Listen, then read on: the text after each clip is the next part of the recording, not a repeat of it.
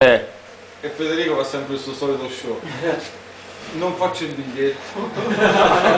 Perché? Non lo faccio. Spegni sta cazzo di telecamera, davvero? Dopo che aveva appena rubato un portafoglio. Aveva appena rubato un portafoglio a una parete. Vabbè, facciamo 2 cazzo di chilometri, entra il controllore. Biglietti, non ce ne soldi. Vai, documenti, non ce ne documenti. A chi gli praso?